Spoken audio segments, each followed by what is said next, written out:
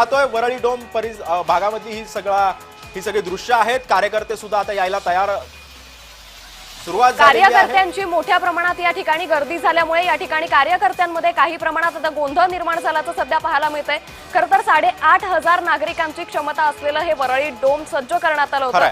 मात्र ज्या परिस्थितीने आपण पाहत होतो राज्यभरातून कार्यकर्ते या मेळाव्यासाठी या ठिकाणी दाखल होत होते आणि आता याच वेळी ज्यावेळी उद्धव ठाकरे आणि राज ठाकरे काही वेळातच या ठिकाणी दाखल होतील त्यापूर्वी वरळी डोम परिसरामध्ये कार्यकर्त्यांमध्ये काहीसा गोंधळाची स्थिती निर्माण झाल्याचं पाहायला मिळतं। खरंय, त्यामुळे आता जर ही गर्दी जर आटोक्यात आणायची असेल तर सगळ्यात मोठं आव्हान हे पोलिसांसमोर असणार आहे।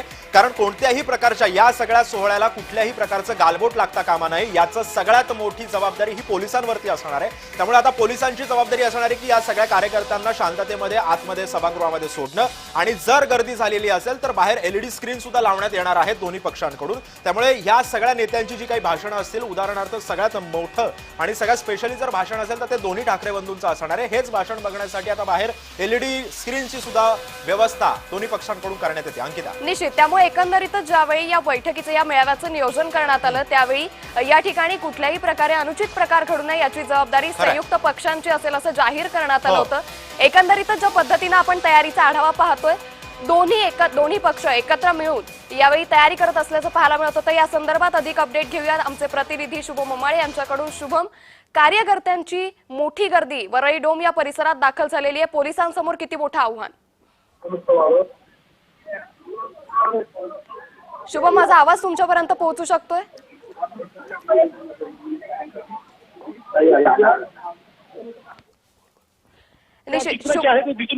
समजा तुमच्याकडे लाल पास असेल तरच तुम्हाला इकडनं एंट्री आहे आणि त्यामुळे काहीशी धक्काबुक्की या ठिकाणी झाली होती। शिवसेनेचे नेते होते, उपनेते होते, मुंबई शहर उपनेते, त्यांच्यासोबत त्यांना इथे आत जाण्यासाठी नकार जो आहे तर इथले कार्यकर्ते जे आहेत व्यवस्थापक आहेत ते देत होते। त्यामुळे काहीचं गोंधळाचं वातावरण या ठिकाणी झालं होतं आणि आता देखील आपण बघू शकतो कुठेतरी नीट बोलणं नाही झालेलं आहे, नियोजनाचा अभाव जो आहे तो या ठिकाणी म्हणता येईल। ही दृश्य थेट जय महाराष्ट्रावर आपल्याला दिसून येत आहेत। गोंधळ या ठिकाणी झालेला आहे आणि कुठेतरी दोन्ही पक्षांच्या कार्यकर्त्यांमध्ये कुठेतरी बाचाबाची होत आहे, कारण की सर्व महत्वाचे पदाधिकारी आहेत त्यांना मुख्य प्रवेशद्वारावरनं VIP गेटचा प्रवेश या ठिकाणी देण्यात येतोय।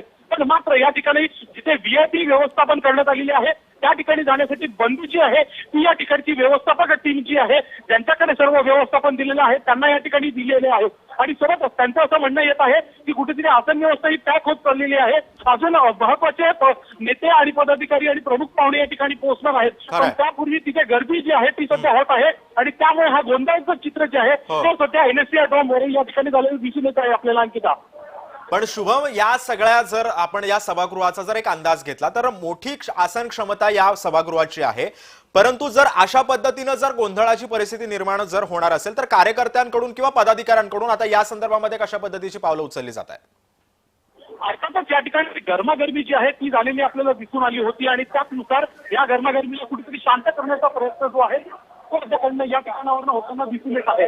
गर्दी या ठिकाणी झाली आहे, तुमच्याकडे तुमचा लाल पास असेल तरच या ठिकाणी प्रवेश जो आहे तो देण्यात येत होता। आसन व्यवस्था मोठी तर आहे पण दोन्ही पक्षांचे नेते पदाधिकारी यांची संख्या देखील जास्त आहे, त्यामुळे कुठेतरी नियोजनाचा अभाव जो आहे तो म्हणता येईल आपल्याला।